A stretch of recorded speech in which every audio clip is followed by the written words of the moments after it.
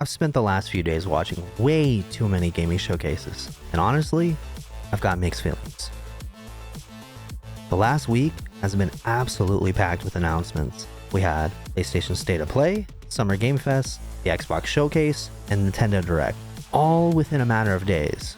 New games, new trailers, and long-awaited sequels. And somehow, enough horror games to last the next 10 years. There were plenty of games that got me excited, a few that I'll probably be playing day one. But by the time the events were over, I couldn't shake that feeling that something was missing.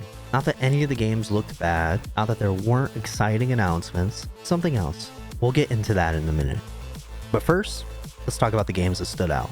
I'm not going to talk about every announcement. This video would probably be like 4 hours long, but really the announcements that stood out to me. I thought PlayStation had a decent showing. Not a mind-blowing one, not one that changed the industry, but a solid showcase. The obvious headliner was Wolverine. The gameplay looked brutal, bloody, and exactly what you expect from a Wolverine game.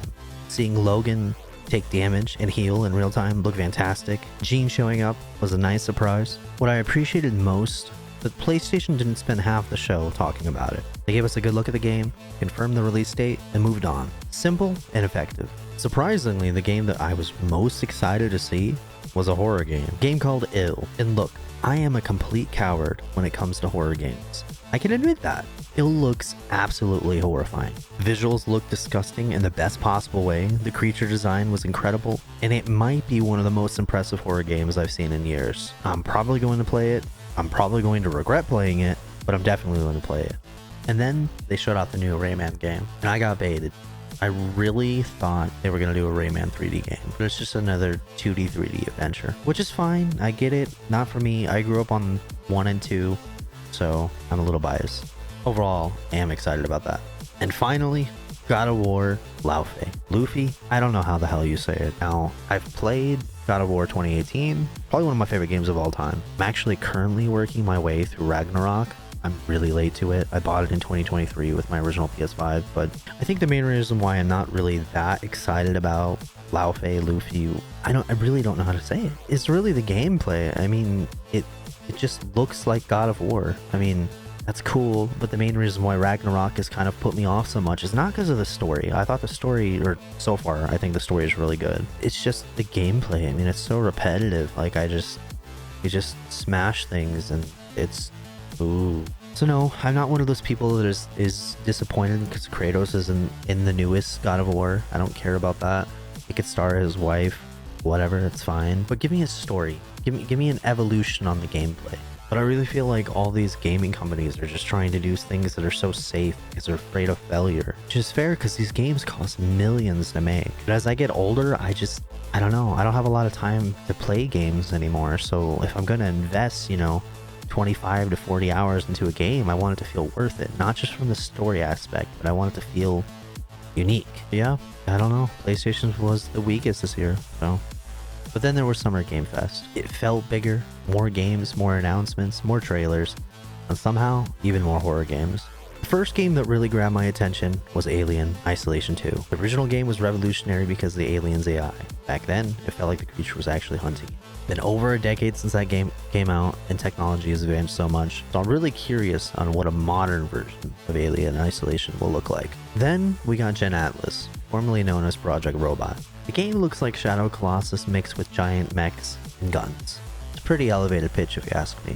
The performance looked a little rough in places, but the concept alone is enough to keep me interested. Then there was The Last Ronin. This was probably one of my favorite announcements from the entire week. I've always loved the Turtles, and The Last Ronin is one of the most interesting stories they've ever told. Knowing that story was going to be adapted into a full game immediately shot it into my most anticipated list. Then came the announcement that completely stole Summer Game Fest for me.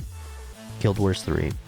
Now, I've only recently started getting into Guild Wars 2, about 200 hours in, but seeing how much love and care ArenaNet has put into supporting that game over the years makes me genuinely excited for the future of the franchise. They're calling Guild Wars 3 an evolution of the MMO genre. That's a massive claim. We'll see if they can deliver on. Finally, Final Fantasy VII Remake Part 3. Actually working through the first remake right now. I know, I'm late. Life was a lot different when these games originally released, and I never got around to them. But that trailer looked incredible, and hopefully I can get through the first 2 games before the final chapter arrives. I've spent the majority of my time gaming on PlayStation, Nintendo, and PC. Outside of the Xbox 360 era, I've never really been heavily invested into the Xbox ecosystem, but credit where credit is due. Xbox showed up. For the first time in a long time, Xbox felt like Xbox again. They had Halo, they had Persona, they had Fable, Spyro, obviously they had Gears. They spent way too much time on that. Halo looked fantastic. Whether you're excited about another Halo story game or not, there's no denying that seeing Halo look good again feels important. That franchise means too much to gaming history, not to Mad. Persona 6 was another huge announcement. I'm not gonna sit here and pretend I'm some massive Persona expert, but even I know how huge that reveal is for RPG fans. Then there was Spyro. That one genuinely surprised me, and honestly, gaming needs more Spyro. Not everything needs to be dark, not everything needs to be gritty, not everything needs to be another live service game. Sometimes I just want a colorful, fun platformer about a purple dragon. As a longtime fan of the original trilogy, this might actually be one of the most anticipated games right now. Fable has always had a unique personality. It's funny, it's weird, it's charming, it's ridiculous. And if they can capture what made the original special while modernizing the gameplay, this could be something really special. The only thing I can really complain about the Xbox showcase is they spent way too much time on Gears. I respect the franchise, I understand why people love it, but I don't think I'll be picking it up myself. Overall though, Xbox impressed me the most. I think they won the week, and Sony should be paying attention. And then Nintendo decided they weren't going to sit this week out either. Had a lot of announcements, but honestly there really wasn't much in there that I was excited for personally. They showed off a little roadmap for Pokepia. I haven't got to play that yet, probably not going to, don't have time. But out of everything they showed, there were really only two games that made me stop and think, yeah, I'll definitely be trying that. First was Kingdom Hearts 4, and this is kind of a weird one for me. I am excited for it. I absolutely plan on playing it whenever it finally comes out. But if I'm being honest, Kingdom Hearts 3 was a bit of a letdown for me. It had been so long between games that by the time it released, I had almost fallen out of love with the series. And now here we are again, waiting years with no release date in sight. At some point, I kind of stopped trying to follow every trailer, every theory, every piece of lore. The gaps between these games are so long that I've just sort of given up trying to keep up with the series as closely as I used to. Whenever Kingdom Hearts 4 decides it's ready to exist, I'll be there day one. But I'm not holding my breath anymore. Then, Nintendo dropped what might have been the biggest surprise of the entire week for me. The Ocarina of Time remake for the Switch 2. I mean, we're talking about one of the greatest games ever made, a game that helped define an entire genre, and one that so many people, myself included, have incredible memories of. Of course I'm going to play it. Games like these are the reason why I held on to my Switch 2. I heard rumors years ago that they were going to try this, but I didn't believe it. I'm a little skeptical because touching something that beloved is always risky, but Nintendo has to know what they're doing if they're willing to remake one of their own masterpieces. If they can stay true to what made the original special while modernizing it just enough, this could end up being something really incredible. Before I move on, there was one thing that stood out to me across all these live showcases that wasn't even one of the announcements. It was the chat. During Sony's State of Play especially, but honestly throughout a lot of the live events this week, the chat was absolutely flooded with people spamming, "We want Destiny." I don't think that's something Sony should ignore. There's still a massive community out there that cares deeply about that universe. People aren't asking because they hate it, they're asking because they remember what it was at its best. They want to believe there's still more to come.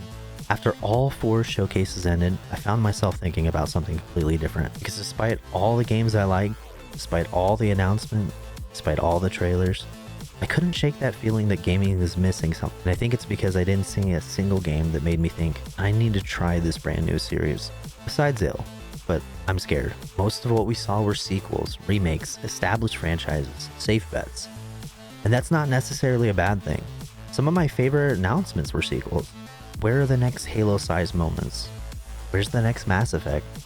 The next Dark Souls? The next franchise that completely changes how we think about a genre? Instead, it feels like the industry was becoming increasingly comfortable chasing familiar formulas. Arkham-style combat, horror games, live service slop, safe sequels, safe remakes, more horror games. And again, these games look good. Some look great. That's not the problem. The problem is that few felt bold. Few felt risky. Very few felt like they could become the next legendary franchise. Maybe that's nostalgia talking. Maybe I'm looking back at gaming with rose-colored glasses. Some of the most memorable games ever made happened because developers took risks, publishers took risks, and right now, it feels like we're seeing fewer of those risks be taken. Despite everything I just said, I'm still excited.